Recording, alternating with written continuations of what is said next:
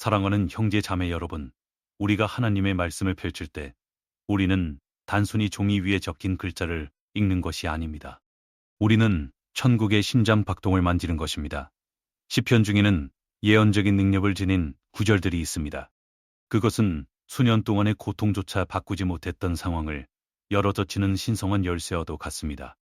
많은 분들에게 가난한 가족을 올가매는 사슬이었고 꿈을 가리는 그림자였으며 대를 이어 따라다니는 저주와도 같았을 것입니다.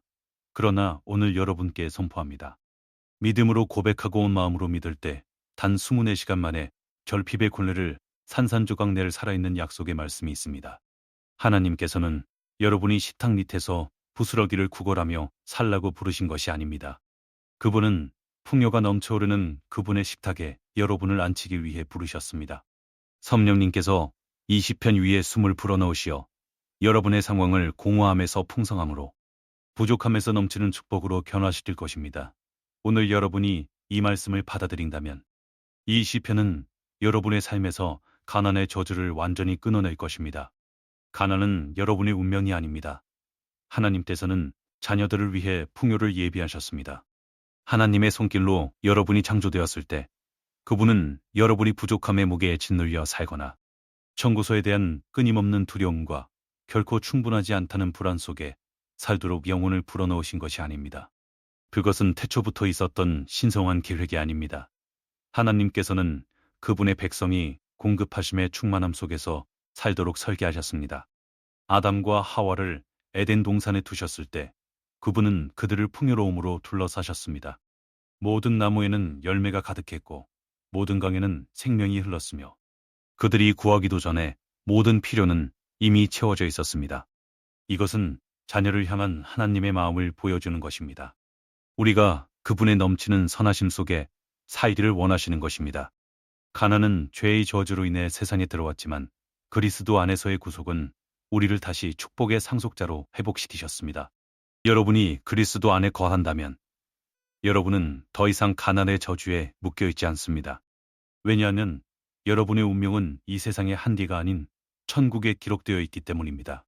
너무나 많은 하나님의 백성들이 결핍이 자신의 몫이라는 잘못된 믿음, 부족함을 겪는 것이 하나님을 기쁘시게 한다는 착각, 가난한 것이 거룩함과 같다는 거짓에 속아 힘겨워하고 있습니다. 그러나 그것은 속임수입니다. 하나님께서 원하시는 거룩함은 여러분이 얼마나 적게 가졌느냐, 많이 가졌느냐에 달려있는 것이 아니라 여러분의 마음이 얼마나 주님께 온전히 항복했느냐에 달려 있습니다. 가난 그 자체는 거룩함이 아닙니다. 가난은 원수가 여러분을 산만하게 하고 억압하며 소명을 이루지 못하게 방해하는 도구일 뿐입니다. 월세를 낼 수 없고 갚지 못한 빚에 시달리며 또 한 주를 어떻게 버텨야 할지 걱정으로 마음이 짓눌려 있는데 어떻게 기쁨과 힘을 다해 주님을 자유롭게 섬길 수 있겠습니까? 하나님께서는 그분의 백성이 이러한 끊임없는 걱정에 얽매여 살기를 결코 의도하지 않으셨습니다. 그렇기에 신명기 28장에서 하나님께서 그분의 백성에게 축복을 선포하실 때 성읍에서도 복을 받고 들에서도 복을 받을 것이며 손으로 하는 모든 일이 형통하고 많은 민족에게 구워줄지라도 너는 꾸지 않을 것이라고 약속하셨습니다.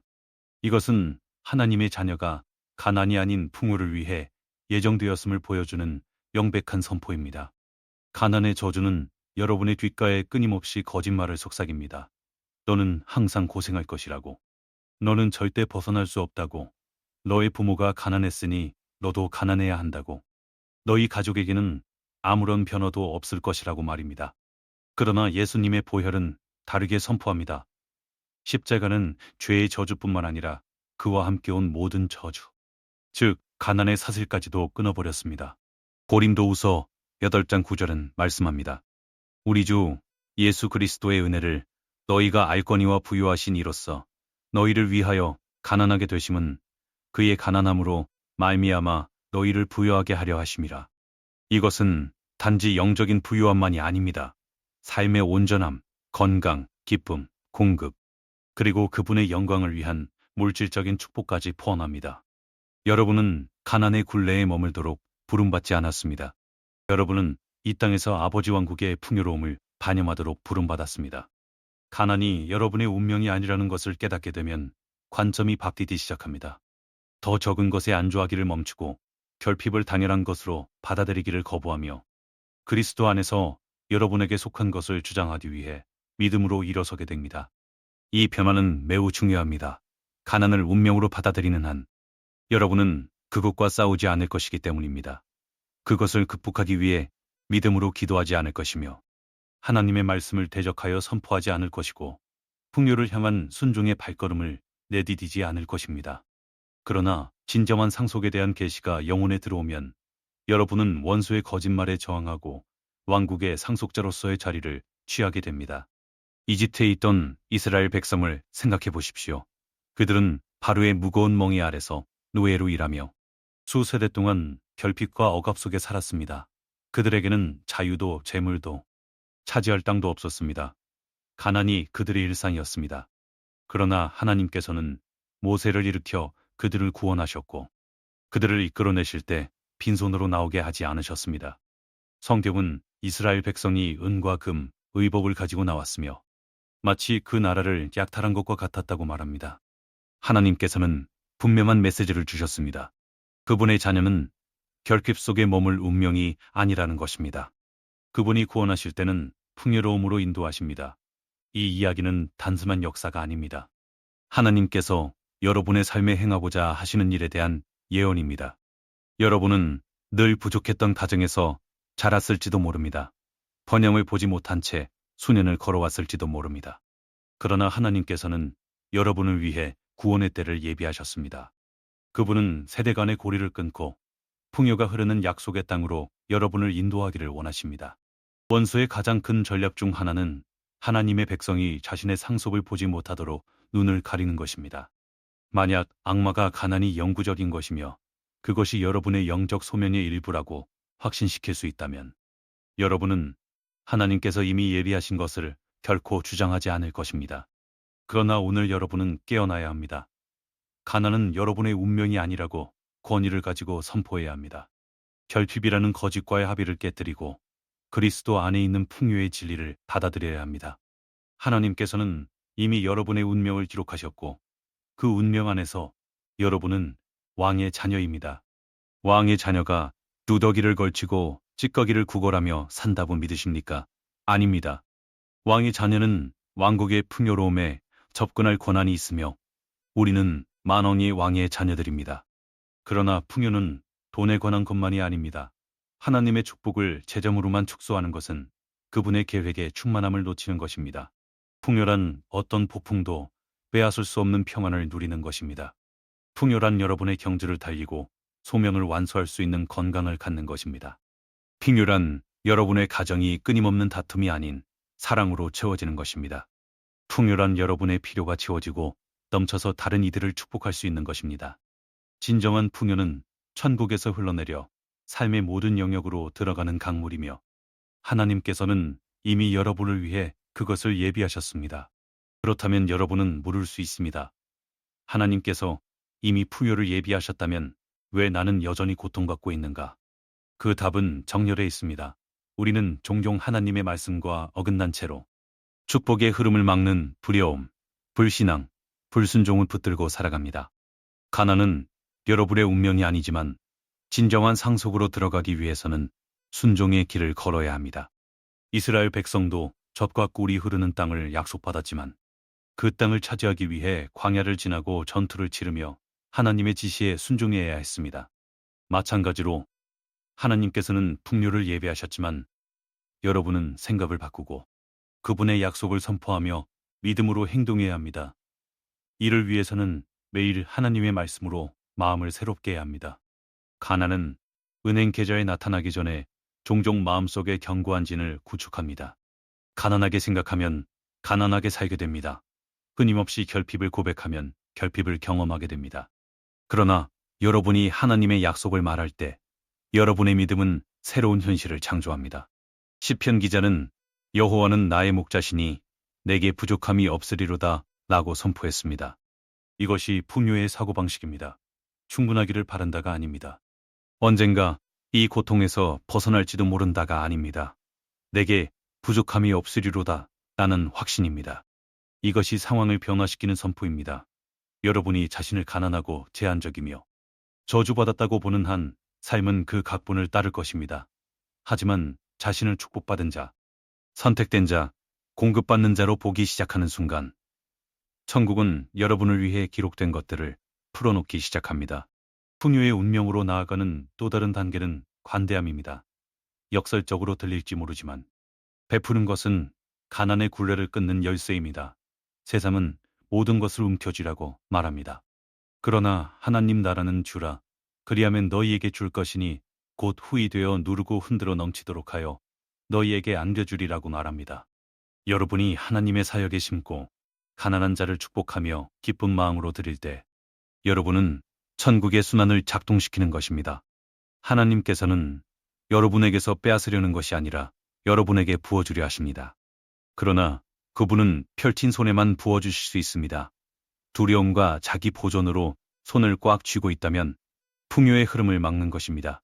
하지만 베풀 때 여러분은 자신의 공급원이 월급이나 저축, 경제 상원이 아니라 천산의 가축을 소유하신 살아계신 하나님이심을 믿음으로 선포하는 것입니다.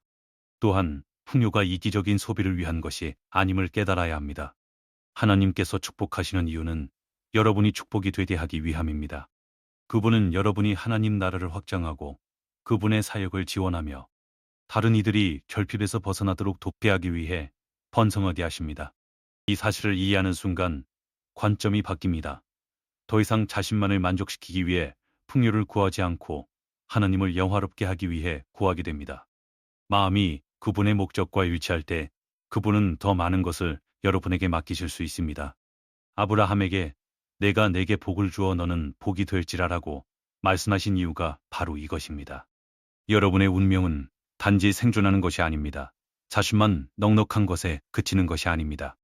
다른 사람들의 삶으로 흘러넘쳐 이 땅에서 하나님의 선하심의 통로가 되는 것입니다. 가난은 여러분의 운명이 아닙니다. 그것은 여러분을 붙잡아 두기 위해 고안된 거짓말입니다. 하나님께서는 이미 더 나은 계획을 기록하셨습니다. 그분은 여러분이 풍요 속에 살며 자유함 가운데 걷고 삶의 모든 영역에서 축복으로 넘쳐나도록 부르셨습니다. 이 풍요는 세상의 경제에 기초한 것이 아니라 결코 마르지 않는 천국의 경제에 기초합니다.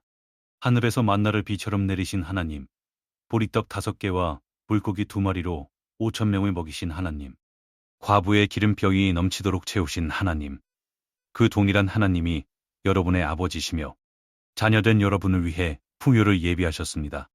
하나님의 말씀을 말하는 것은 지상의 저주를 끊는 천국의 능력을 활성화합니다.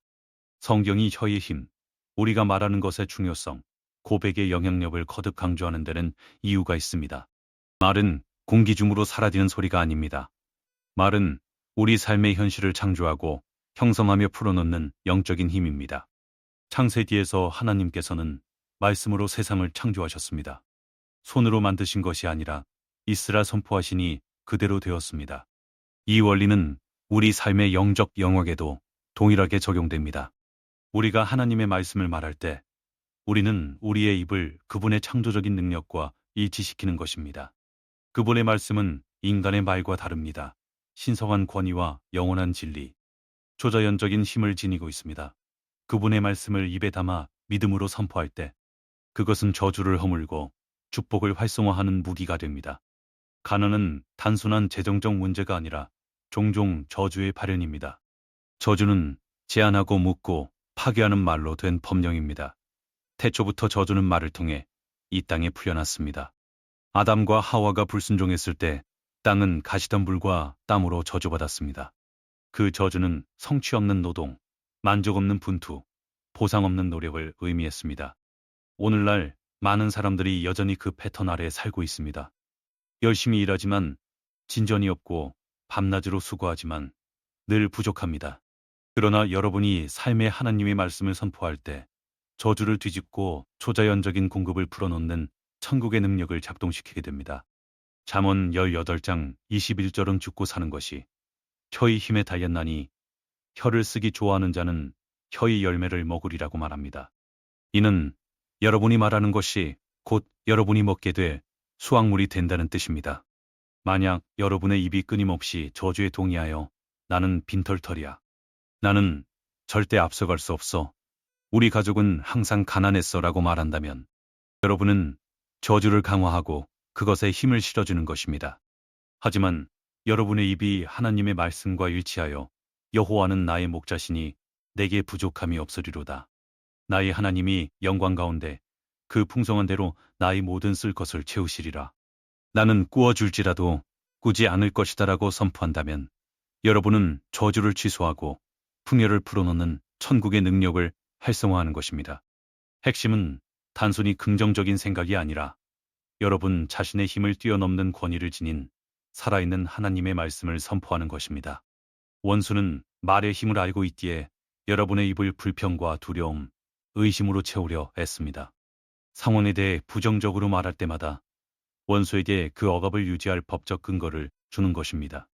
그러나 하나님의 말씀을 말할 때마다 원수의 권위를 박탈하고 여러분의 삶에 천국의 판결을 집행하는 것입니다. 예수님께서 광야에서 사탄에게 시험 받으실 때를 생각해 보십시오. 예수님은 인간의 논리로 논쟁하지 않으셨습니다. 자신의 의견을 설명하지 않으셨습니다. 단지 기록되었으되라고 말씀하시며 하나님의 말씀을 인용하셨습니다. 그것이 승리하신 방법이며 여러분이 승리하는 방법입니다. 가난의 저주가 너는 절대 벗어날 수 없다고 속삭일 때 여러분의 대답은 이것이어야 합니다. 기록되었으되 여호와의 복은 사람을 부하게 하고 근심을 겸하여 주지 아니하시느니라. 결핍의 두려움이 여러분을 둘러쌀 때 선포하십시오. 기록되었으되 젊은 사자는 궁핍하여 줄일지라도 여호와를 찾는 자는 모든 좋은 것에 부족함이 없으리로다. 말씀을 말하는 것이 승리를 집행하는 방법입니다. 마음으로 말씀을 아는 것만으로는 충분하지 않습니다. 입으로 풀어놓아야 합니다. 믿음은 목소리로 작동합니다. 로마서 10장 10절은 사람이 마음으로 믿어 의에 이르고 입으로 시인하여 구원에 이른다고 합니다. 고백 없는 믿음은 불완전합니다. 말할 때 믿음의 생명을 불어넣는 것입니다. 시편 103편 20절은 능력이 있어 여호와의 말씀을 행하며 그의 말씀의 소리를 듣는 여호와의 천사들이여 여호와를 송축하라고 말합니다. 주의 깊게 보십시오. 천사들은 말씀의 소리에 반응합니다. 즉, 여러분이 하나님의 말씀을 말할 때 천사들이 그 말씀을 수행하기 위해 움직인다는 뜻입니다. 침묵하거나 불평만 한다면 천사들이 일할 근거를 주지 않는 것입니다. 말씀을 말하는 것은 여러분의 상황 속에 천국의 군대를 풀어놓는 것입니다. 이것이 바로 시편으로 기도하는 것이 강력한 이유입니다. 시편은 단순한 노래가 아닙니다. 성령의 감동으로 기록된 신성한 법령입니다. 이미 하나님의 약속의 능력으로 충전되어 있습니다. 시편을 가져와 삶에 선포할 때 여러분은 빈실을 읊는 것이 아니라 목소리로 하나님의 언약을 집행하는 것입니다. 예를 들어 시편 23편은 장례식에서 위로하는 구절일 뿐만 아니라 공급에 대한 살아있는 선포입니다. 여호와는 나의 목자시니 내게 부족함이 없으리로다 라고 말할 때 여러분은 하늘과 땅 앞에서 결핍이 내 삶에 권한이 없음을 선포하는 것입니다.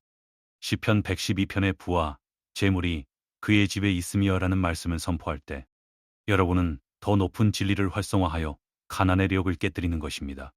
말씀을 말하는 것은 또한 마음을 새롭게 합니다. 마음은 저주가 살거나 죽는 전쟁터입니다. 가난은 외부적인 것일 뿐만 아니라 종종 두려움과 절망이라는 내부의 견고한 요새가 됩니다. 많은 사람들이 결핍 너머의 삶을 상상하지 못해 자신의 돌파구를 스스로 방해합니다. 스스로를 가난하게 보고 가난할 것이라 예상합니다. 그러나 계속해서 하나님의 말씀을 말하면 풍요를 기대하도록 천국과 일치하게 생각하도록 마음이 재설정됩니다. 여호수아 1장 8절은 이 율법책을 내 입에서 떠나지 말게 하며 주야로 그것을 묵상하여 그 안에 기록된 대로 다 지켜 행하라 그리하면 내 길이 평탄하게 될 것이며 네가 형통하리라고 말씀합니다. 입에서 시작된다는 것을 주목하십시오. 말씀이 끊임없이 입에 있을 때 그것은 생각을 형성하고 행동을 인도하여 번영과 성공으로 이끕니다. 하나님의 말씀으로 저주를 끊는 데는 끈기가 필요합니다. 한 번의 가벼운 선포로 수세대의 가난을 허물 수는 없습니다. 정원의 잡초를 꾸준히 뽑아야 하듯 저주도 꾸준한 저항이 필요합니다. 공기가 바뀔 때까지 확신을 가지고 매일 말씀을 선포해야 합니다. 예수님께서 무화과 나무를 저주하셨을 때 즉시 시들지는 않았지만 몇 시간 후 제자들은 뿌리부터 마른 것을 보았습니다. 말씀은 그렇게 역사합니다. 즉각적으로 보이지 않을지 몰라도 저주의 뿌리에서부터 일하기 시작합니다. 계속 선포하고, 계속 믿고, 계속 풀어놓으십시오. 곧 저주는 무너지고 축복이 나타날 것입니다. 또 하나의 중요한 진리는 믿음으로 말씀을 말해야 한다는 것입니다. 이것은 마술 주문이 아니라 영적 법칙입니다. 입으로는 말하지만 마음이 믿지 않는다면 소리를 반복하는 것에 불과합니다. 그러나 마음과 입이 일치할 때 능력이 방출됩니다. 믿음은 여러분이 말하는 말씀에 실체를 부여합니다. 마가복음 11장 23절에서 예수님은 누구든지 이 산더러 들리어 바다에 던져지라 하며 그 말하는 것이 이루어질 줄 믿고 마음에 의심하지 아니하면 그대로 되리라고 하셨습니다. 산은 가난, 빚, 결핍 또는 어떤 저주도 될 수 있습니다. 핵심은 말하는 것뿐만 아니라 말하는 것이 이루어질 줄 믿는 것입니다. 하나님의 말씀을 선포함으로써 가난에서 벗어난 많은 이들의 간증을 생각해 보십시오. 어떤 이들은 수세대 동안 가난이 대물림된 가정에서 아무것도 없이 시작했습니다. 그러나 그들은 매일 하나님의 약속을 선포하기 시작했습니다. 벽에 써붙이고 방에서 기도하며 가족들 위해 선포했습니다. 처음에는 아무것도 변하지 않는 것 같았지만 서서히 문이 열리기 시작했고 기회가 나타났으며 빚이 탕감되고 예상치 못한 방법으로 공급이 흘러들어왔습니다. 왜냐하면 천국은 우리의 두려움이 아니라 하나님의 말씀에 반응하기 때문입니다. 믿음으로 선포된 말씀은 저주를 허물고 축복을 불러옵니다. 자신뿐만 아니라 가족, 자녀, 가정, 그리고 일터에 대해서도 말씀을 선포하는 것이 중요합니다. 가난은 종종 세대를 통해 내려오려 하지만 여러분은 가문에 하나님의 약속을 선포함으로써 그 고리를 끊을 수 있습니다. 하나님 앞에 서서 말하십시오.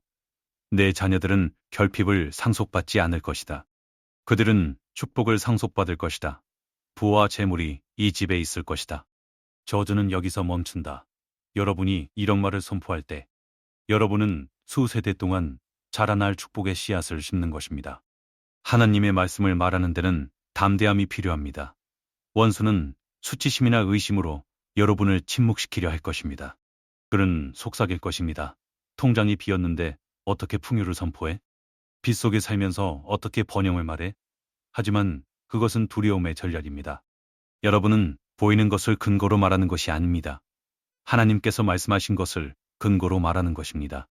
눈에 보여서가 아니라 진리이기 때문에 약속을 선포하는 것입니다. 믿음은 보기 전에 말합니다. 결핍 앞에서 담대하게 말씀을 말할 때 하나님에 대한 신뢰와 상황에 대한 권위를 증명하는 것입니다.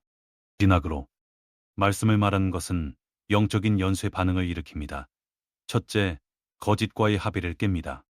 둘째, 하나님의 언약을 집행합니다. 셋째, 천사의 활동을 풀어놓습니다. 넷째, 마음을 새롭게 합니다. 다섯째, 행동으로 나타나는 믿음을 생산합니다. 말씀을 선포할 때마다 여러분은 삶 주변에 축복의 요새를 쌓는 것입니다. 약속을 고백할 때마다 가난의 구조물을 해체하는 것입니다. 말할 때마다 천국의 설계에 따라 운명을 형성하는 것입니다. 하나님의 말씀을 말하는 것은 지상의 저주를 끊는 천국의 능력을 활성화합니다. 그것은 원수를 잠재우고 거짓을 취소하며 여러분의 상속을 불러오기 위해 하나님께서 여러분 손에 쥐어주신 무기입니다. 그것은 여러분의 믿음과 그분의 약속을, 여러분의 입과 그분의 기적을, 여러분의 현재의 고난과 그분의 영원한 풍요를 연결하는 다리입니다. 시편의 약속에 대한 믿음은 초자연적인 공급을 풀어놓습니다. 믿음은 천국의 창고를 열고 약속된 것을 일상으로 가져오는 보이지 않는 열쇠입니다. 믿음이 없다면 말씀은 종이에 적힌 글자로 남지만 믿음이 있으면 살아있고 운동력 있으며 창조적인 것이 됩니다.